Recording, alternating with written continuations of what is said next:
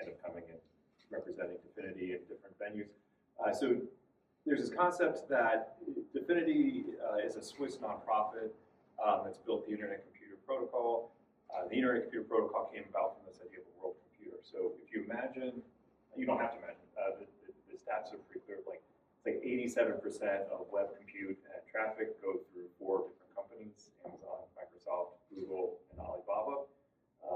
And there's benefits to that, there's downsides to that. And this idea of a world computer actually came about in like 2014, 2015 of can we use blockchain to essentially provide an alternative to centralized cloud hosting. That's where Internet Computer was developed from that vision. You can host an entire software application, front end, back end, and data fully on the blockchain. So we launched mainnet coming up on 5 years now. And in that time, we've just been trying to figure out what's the use case. Like, where can this fit in? We don't see ourselves as a typical blockchain in the sense of, those blockchains are mostly focused on financial transactions, moving tokens back and forth. We're interested in compute, in decentralized compute. And one of the areas, Jackie mentioned Caffeine AI, so one of the areas we think that we can kind of unlock this is a vibe coding platform we've developed where you can, just like Lovable, or just like you guys probably use, where you go in, you say, hey, build me some software that does A, B, C, D. It goes off, builds the code.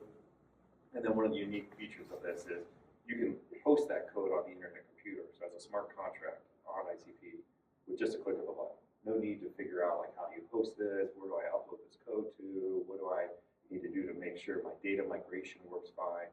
All of that's taken care of in the background. So we see blockchain as a way to actually decrease the technical knowledge needed to the point to where you have 5 billion people who can now build their own software. And if you want to go even crazier, where we actually kind of see this technology, this intersection between AI vibe coding and blockchain, is in this idea of owning your own software. So not only can you build your own software, but let's say, any of you guys wrote some software that I was like, oh, that really works. That's awesome. I love that.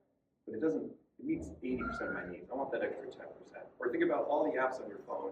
You download, if you're like, I use PNC as my bank, download a PNC app. I'm limited to whatever the developers at PNC decide that they want to do for the next update. That's just what I get that update, and that's just it. If I don't like it, tough on my part. Instead, we see people actually like downloading or installing software. The next evolution is going to be you clone software. So, Gerard, you built some awesome application for GBA. I say that's great, but I want mine to do something slightly different, but yet still fit within your core framework of what you built. I clone your application, I'm now using it, and then I go to my own AI prompt and I say, hey, for my instance, I want it to now do this small change. The AI takes care of it. So that's kind of the area we're really exploring in 2026.